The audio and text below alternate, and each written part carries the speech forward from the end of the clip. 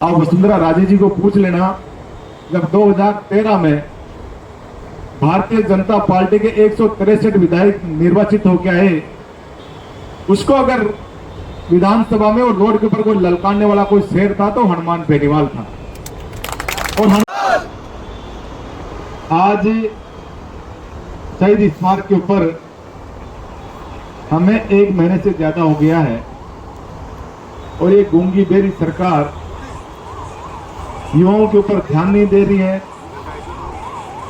और ये तय भी है कि ये परीक्षा निश्चित रूप से कैंसिल होगी, लेकिन इसमें आपस में एक दूसरे को श्रेय लेने की जो होड़ मची हुई है, तो ये चाह रहा है कि साहब अगर ये कैंसिल हो जाए उनको श्रेय मिल जाएगा। बेनीवाल जी 1.5 महीने से संघर्ष कर रहे हैं, उनको श्रेय चला जाएगा।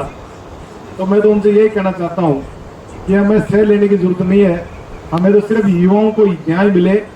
हनुमान बेनीवाल जी ने हमेशा जो भी संघर्ष किया है वो गरीबों के लिए, युवाओं के लिए, उसके हित के लिए, उनको न्याय कैसे मिले, श्रेय लेने की उनकी कोई आदत नहीं है, न उनको जरूरत है। तो मैं सरकार से निवेदन करता हूं कि आपको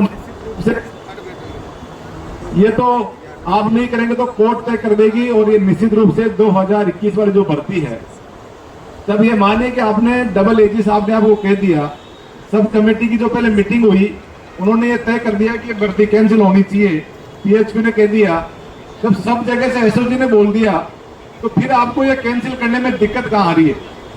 और भजनलाल जी, मैं तो आपसे एक ही बात कहना चाहता हूं कि वो हनुमान बेनीवाल है कि जो काम कोई नहीं कर सकता उसको हनुमान बेनीवाल पूरा करता है। ये आप पे मान लें, निश्चित रूप से आपको एक भर्ती कैंसिल करनी पड़ेगी और आप तो हनुमान बेनीवाल साहब के सामने कुछ भी नहीं हो।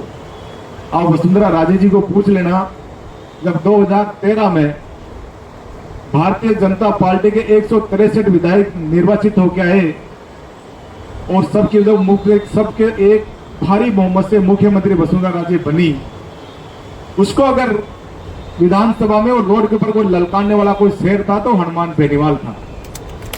और हनुमान बेनीवाल के सामने वसुंधरा राजे को झुकना पड़ा, तो आप तो क्या चीज हो। और आपने देखा होगा जब पूरे प्रदेश में, राजस्थान में पहली बार महारैलियां करी तो हनुमान बेनीवाल ने करी। आपने देखा होगा बाड़मेर में, जयपुर में, झुंझुनू में, और उन महारैलियों का ये परिणाम था कि वसुंधरा राजे सरकार को झुककर किसानों का 50,000 तक का कर्जा माफ करना पड़ा और 5 HP के मोटर का कनेक्शन फ्री करना पड़ा। ये हनुमान बेनीवाल की हुंकार रैलियों का ही परिणाम था।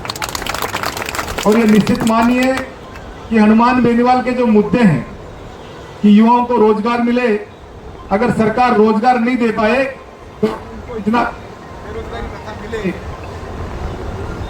कि वो अपने परिवार का पालन पोषण कर सके, किसान कर्ज मुक्त हो, राजस्थान के जो टोल है वो पूरा प्रदेश टोल मुक्त हो। और हनुमान बेनीवाल ने जब हुंकारे भरी तो वसुंधरा सरकार को जाते जाते राजस्थान प्रदेश के स्टेट टोल माफ करने पड़े थे। ये आपको ध्यान रखना चाहिए। तो हनुमान बेनीवाल तो वो लड़ाका है कि कोई मुद्दा अपने हाथ में ले लेता है और तब तक पीछे नहीं हटता जब तक उस मुद्दे में उस पीड़ित पक्ष को न्याय नहीं मिल जाता। तो ये तो तय है जवानों। और ये मानिए कि हमने शांतिपूर्ण तरीके से, अगर सुप्रीमो साहब चाहते और कानून की इज्जत करते हैं, अपने प्रदेश से प्यार करते हैं, अगर उस दिन ये कर लेते 25 तारीख को एक इशारा कर देते, मात्र कोई हमें सचिवालय घेरना है कि मुख्यमंत्री आवास घेरना है, तो आप राजस्थान की व्यवस्था, राजस्थान की प्रदेश की कानून व्यवस्था क्या हो जाती है आप समझ सकते हो। लेकिन उन्होंने धैर्य का परिचय दिया और अपने कानून का पालन करते हुए और यह भी तय किया कि मेरी वजह से मेरी जनता को किसी प्रकार की कोई परेशानी न हो।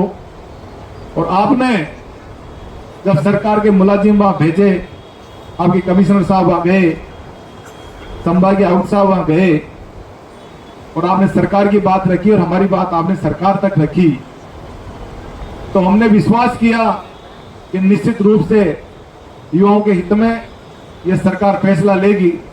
लेकिन आप जानबूझ के इस फैसले को आगे बढ़ा रहे हो, ये वह गलत है।